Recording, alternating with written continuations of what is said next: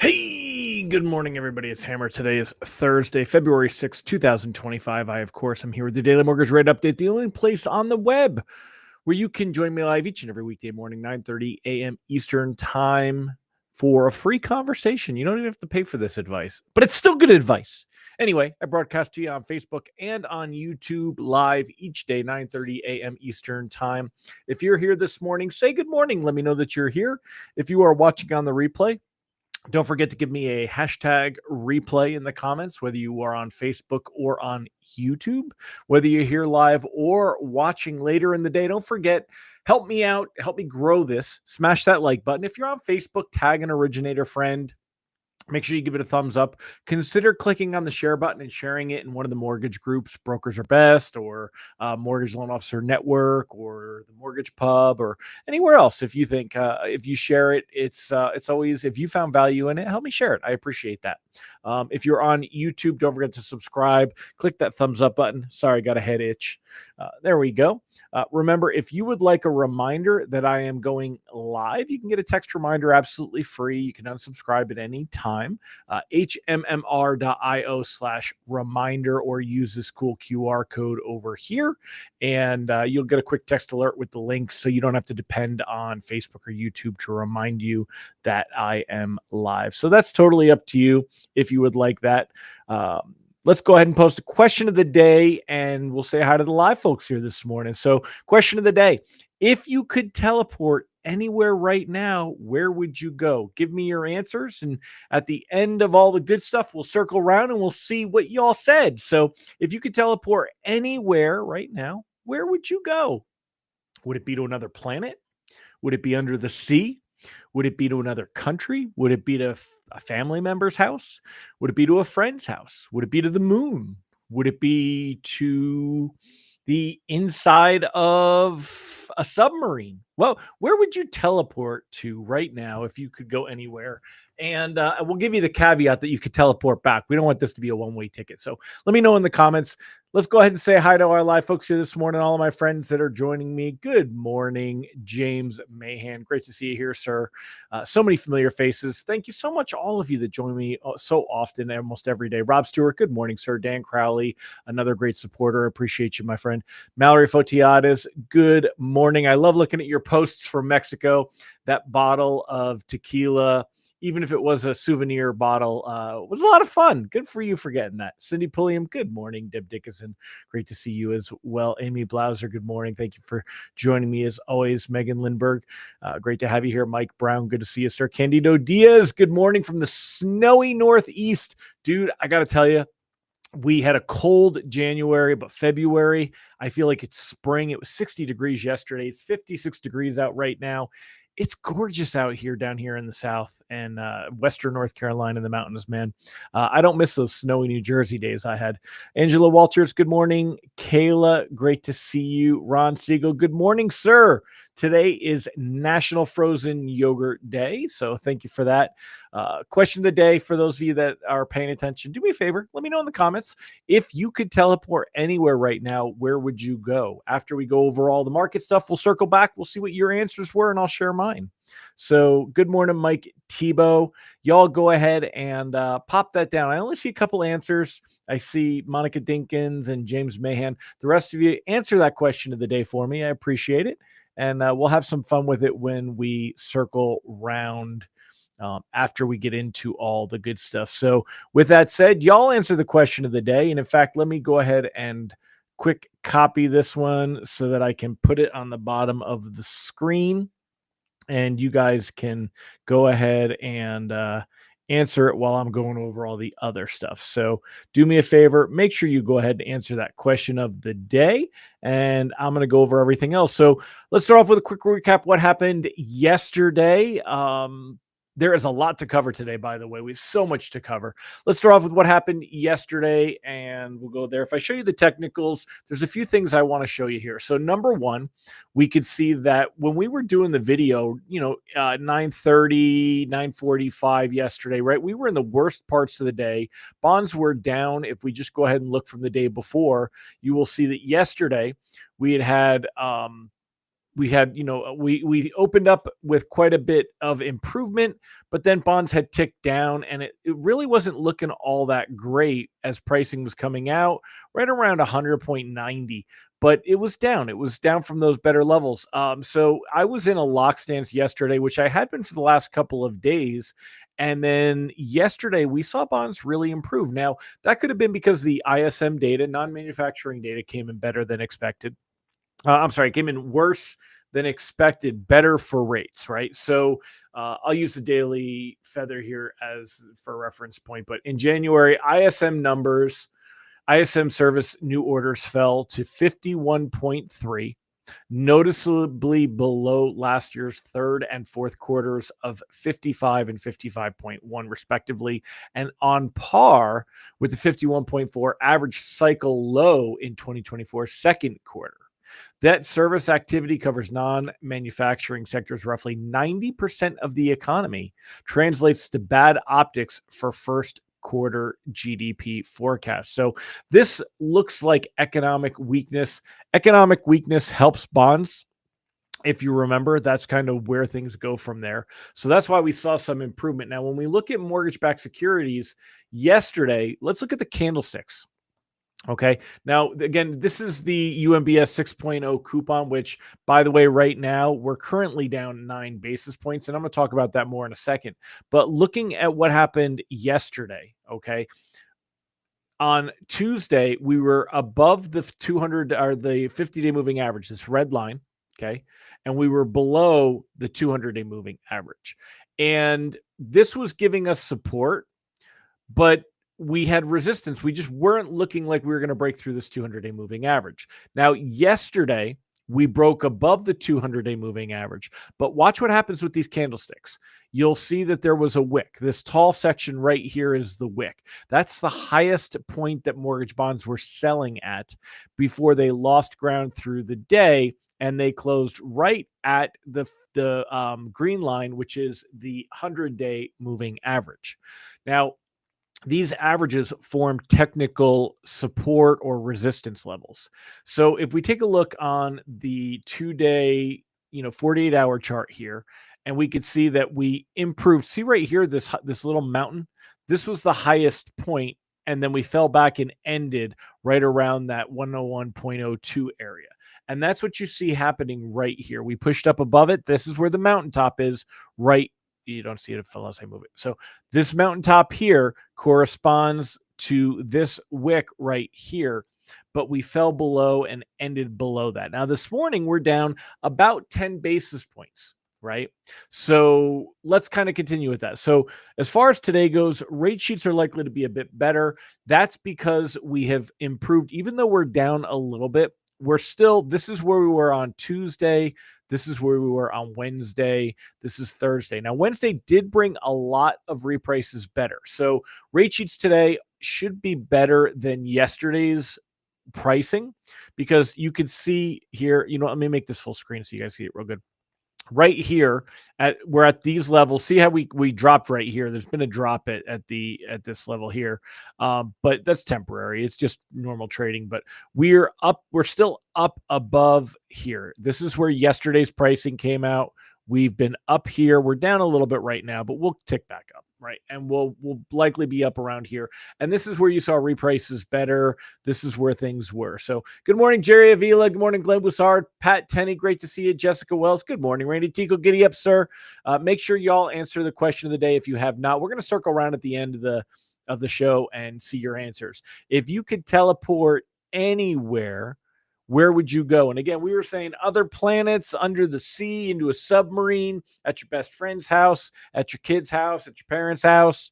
Where would you teleport to? Now, the thing that we need to be paying attention to is this 10-year treasury yield. So reprice risk today is low. We shouldn't see any big moves today. In fact, we could see bonds improve through the day. Again, I know they're down a few basis points, but I think we could actually see it break above and push us into positive territory and come back up and match this, at least this level where we're at now, which would be 101.03. That would bring us up to par. We may end above the green line. We may not. Okay. So but I do think we will hold some support and stay above the 200-day moving average, which we have done so far at 100.95. It dropped below it. The reason this candlestick is green is we started the day below it. We pushed back up and we're here. I think we will end the day above it. If we don't, is not much that we're going to move though. But the 10-year treasury yield has really got to catch our attention. Let's take a look here. Remember, we were looking at 10-year treasury yields that were up as high as 4.51. Back here, we were at 4.54, 4.52, 4.54, 4.54. And this is why it looked like we were just not going to see rates improve further from here. And let me move this over. I'm going to put my pretty face up next to, oh, actually, let me get rid of this here. Okay. All right. And let me get rid of this here. My computer kept resetting this morning because we kept losing electricity. So, all right, let me pop this on. Okay, so taking a look here, right, when we look at this, we saw that the 10-year treasury yield really was not breaking below the red line, the 50-day moving average. Remember, the yield is opposite of pricing, so we want to see the yield go down. That improves things. When we look over at mortgage-backed securities, we want to see these candlesticks go up because that's the price of the bond. So this isn't the actual price of the 10-year treasury, it's the yield of the 10-year treasury. We want to see that go down. Now, we broke below this 50-day moving average, and it's held there. It has room to drop all the way down to the 100 and 200-day moving averages, below 4.30. This is in the 4.20s. We could really see some move lower. Now, these are all the technicals. Let's go a little bit deeper and talk about kind of, what things are happening and where they're going. So let me pull this all the way over. And we've got so many things that are happening right now. So bear with me a minute. So the first thing is, and I'm going to go ahead. Here's your last chance to answer the question of the day. If you could teleport anywhere right now, where would you teleport? I'm going to go ahead and throw the lock advice up there. The lock advice now is to cautiously flow. I have been in a locking stance for the last couple of days. When we looked at what was going on with the 10-year treasury yield, it looked like we had kind of hit a floor, right? It just wasn't going to break through and improve further than that. Yesterday, it did.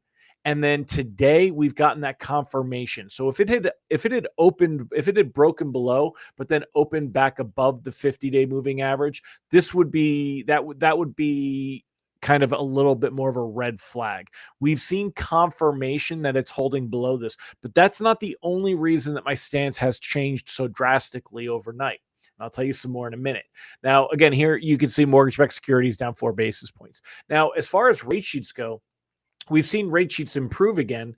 This says 6.99, which looks really sexy, putting us back below that 7% mark. We were at 7.07, 7.06, and then we just stuck at 7.05, 05, 05, 05, and we didn't see any signs of improvement. And it didn't look like there was any reason to expect improvement. Well, yesterday we did see that ISM data come in substantially weaker than expected, and that did help. But here's the other big thing that's happening right now. The other big thing is that the new Treasury Secretary, Scott Bessent, has come out and said Trump wants lower 10-year yields, not Fed cuts. Now, again, I'm going to get to the jobs data in a minute because we got a lot to talk about there too. It's a lot today. I know I'm 14 minutes in, right? So, but this is a big, big deal. A lot of people figured that Trump and Bessent would pressure Powell and other Fed members wanting to cut the Fed funds rate. Now, the Fed funds rate is a short-term rate, but it does trickle into the longer-term bonds. It's really been the driver for mortgage rates for years now. And I say years, it's been that long. However, when Bessent says, hey, Treasury Secretary Scott Bessent said the Trump administration's focus with regard to bringing down borrowing costs is 10-year Treasury yields rather than the Fed Reserve's benchmark short-term interest rate. This is a big deal. This caught traders' attention. Now, this was on an interview yesterday with Fox Business, okay? He and I are focused on the 10-year Treasury. Bessent said in an interview with Fox Business Wednesday when asked about whether President Donald Trump wants lower interest rates. He's not calling for the Fed to lower rates. Now, that could change. Trump is mercurial. That could change in a heartbeat, right? But markets are paying attention to this. Bessent repeated his view that expanding energy supply will help lower inflation. Now, remember, we got core inflation and headline inflation, and traders are looking at core inflation. But even still, core takes out, by the way, energy and food prices because they're considered to be more volatile. So the idea that expanding energy will bring down inflation. It's going to bring down headline inflation, but it won't necessarily bring down core inflation. However, Besant addresses that. And he says, for working class Americans, the energy component for them is one of the surest indicators of long term inflation expectations. If we can get gasoline back down, heating oil back down, then those consumers not only will be saving money, but their optimism for future will help them rebuild from the recent years of high inflation. Now, when you have more consumer spending and optimism, that should drive rates up, not down. Okay, so there's kind of some, it doesn't make logical sense when he's saying those things there. However, he said when it came to the Fed, I'll only talk about what they've done, not what I think they should do from now on. That's big because that doesn't necessarily apply to Trump. Trump may go out there and share his opinion, but in his first administration, Trump was criticized for being the first sitting president in decades to even comment on the Fed and break that wall of neutrality with the Fed. Now, he said the 10-year Treasury yields climbed after the Fed's jumbo rate cut, referring to the 50 basis point cut in that Chair Powell and his colleagues enacted in September. And they did, but in all fairness, the rate cut didn't drive up yields. It kind of coincided with the idea that, holy smokes, markets believe that Trump had a shot at winning in October. You know, you had a change between Joe Biden and Kamala Harris. Markets had basically been betting on Biden to win the presidency again. When Harris stepped in and Biden stepped out, that changed. We had what we called the Trump trade. So it was not because the Fed was cutting rates that we saw long-term interest rates go higher. It just kind of happened at the same time. While the Fed's short-term benchmark serves as a key reference for money markets, 10-year treasuries are benchmarked for 30-year mortgage rates along with other borrowing rates. The bond benchmark closed at a fresh low for 2025 yesterday. After a weak service sector activity data, and treasuries were little changed in Asia after trading after Besant's remarks. The bond market is recognizing that under Trump, energy prices will be lower and we can have non-inflationary growth, Besant said of the drop in yields in recent weeks. We cut the spending, we cut the size of the government to get more efficiency in government, and we're going to get into a good interest rate cut. Now, the Treasury can manipulate the yields by what they're issuing, what maturities they issue. So that's what it goes on to talk about here. The government can influence yields through deciding which maturities to issue and when it sells debt. In other words, it can issue more long-term debt, short-term debt. So it can play with that. Now, if you remember yesterday, I talked about that. I think it was yesterday that market, this administration believes that we need to be selling more long-term debt, which that would increase supply, which would drive yields higher. So again, things that don't necessarily come together. And of course, one of the ways that you can get yields to drop is to have the Fed buy up that debt with quantitative easing. Right now, we are in quantitative tightening. The Fed is letting the runoff of the balance sheet happen. It is not buying, it is selling. Besant has not said anything about trying to influence the Fed to start buying to reduce yields. So they're not necessarily looking at that, but markets are just listening to this and they know that that's there. So all of this playing a role, this 10-year treasury yield 4.44 right now, that is much, much lower than the 4.5 that we've been at for, since when, right? We've been above 4.5 since all the way back to December. That was the last time we were in the 4.4s was in December. So we have seen, even with the best levels here, it was down at 4.57, 4.53. And now we're seeing that we are back in the 4.4s, and markets are starting to bet that this can happen. So that's a lot of why you're seeing a switch in my thinking here. Now let's talk about the jobs data and what's going to happen tomorrow. There is a lot of confusion on how to read this jobs report. It's a January report, which means that there's changes to the I believe, and don't quote me here because I could be wrong. But I do believe that in January is when they change the way that they do the adjustments, the seasonal adjustments. They change that formula. They change it once a year, and I believe that that could be part of it. So, but there's a few things here. So the January payroll numbers will be hard to parse because of the wildfires in Los Angeles and cold weather in other parts of the country. And that will actually play a role this time. So, annual revisions that are often overlooked, and they weren't last year, okay? But they're going to be, I guess we're going to get, and guys, I'm not the end all do all. I don't live and breathe this stuff, even though if I may seem that I do. So, I guess we're going to get the annual revisions. I thought they came out in March. But maybe I think there were the ones that came out in March. So annual revisions are often overlooked to be scrutinized for clues on whether the job market was or wasn't as resilient as initially reported. So you're basically what's going on here is that back in August, the Bureau of Labor Statistics, the BLS, the one that comes out with all the jobs data that we get on Fridays, published a preliminary estimate of what payroll revisions would come, projecting a downward adjustment of 818,000. So the idea that all the jobs we've seen were actually 818,000 less than that through March 2024, the most since 2009. If that happens, it would be a big adjustment. What was it last year? Was it 700,000 last year, the adjustment? Most economists don't think the final number will be quite that severe in the report Friday. So, it sounds like we do obviously get an adjustment, but a markdown of at least 600,000 jobs would still be historically large. Generally, if I remember correctly, it was around 400,000 is pretty normal for a while. The report will also include revisions to the household survey, which is used to calculate the unemployment and participation rates.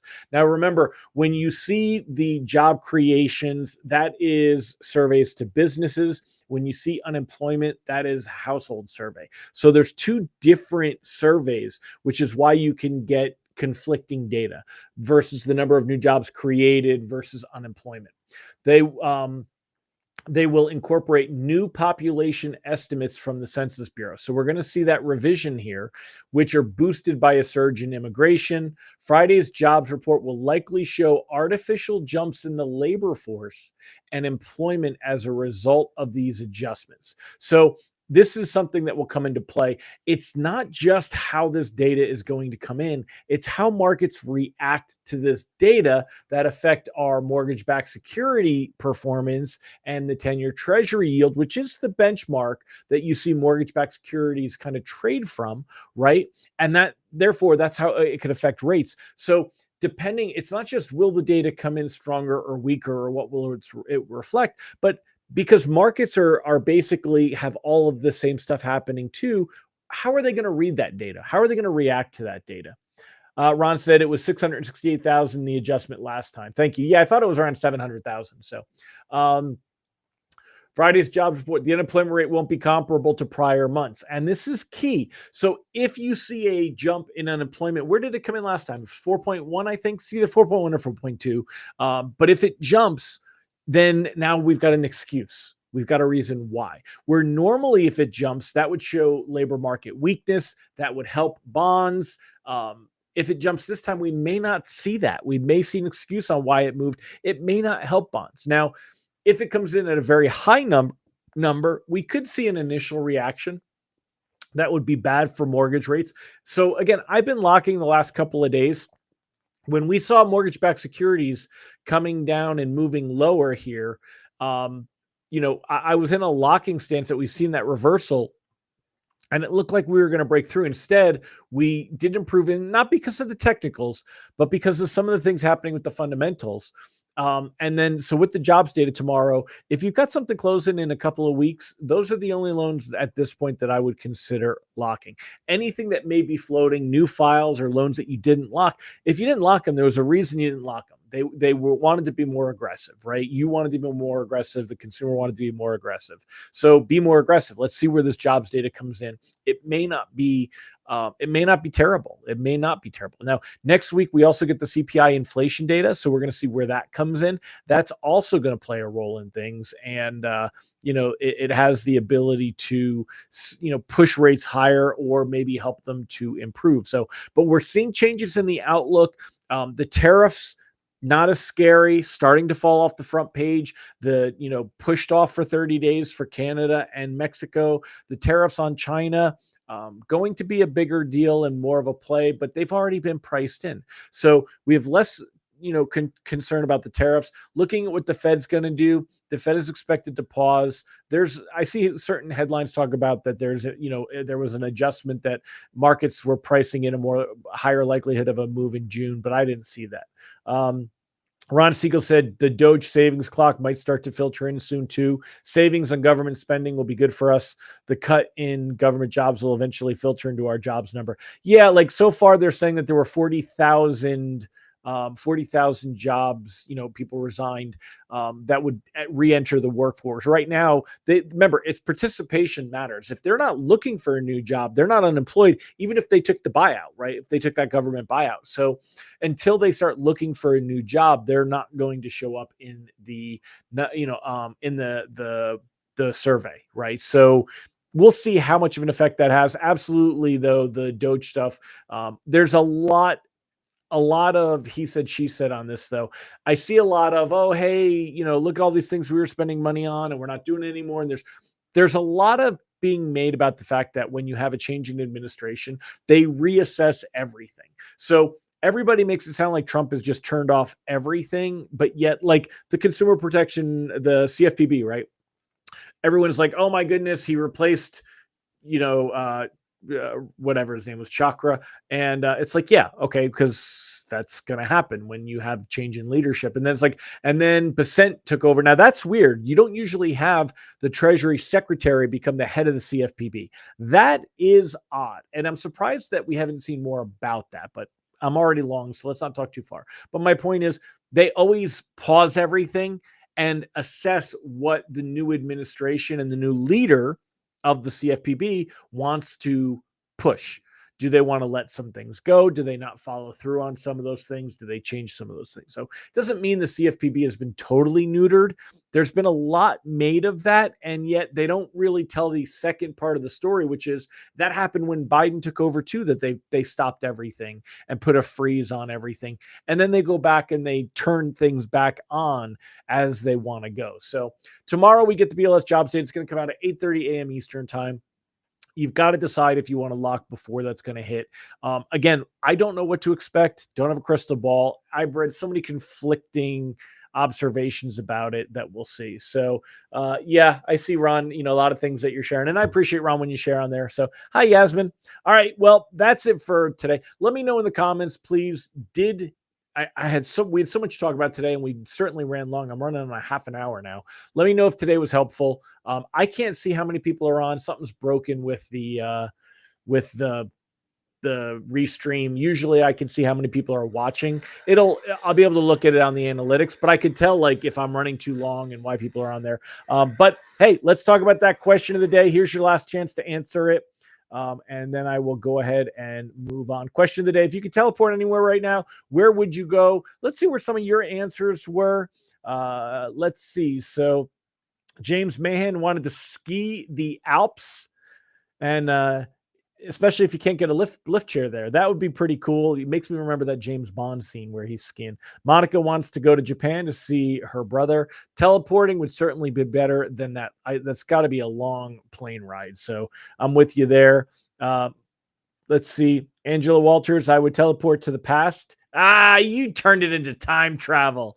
See some loved ones that have left this world. So hey, it's your world. You answer any way you want. I like the way you've kind of bent the rules on that one. It's kind of like the Marvel multiverse that you've kind of, got on there. Let's see. Jessica Wells will go to Colombia to hang out with your best friend for the week.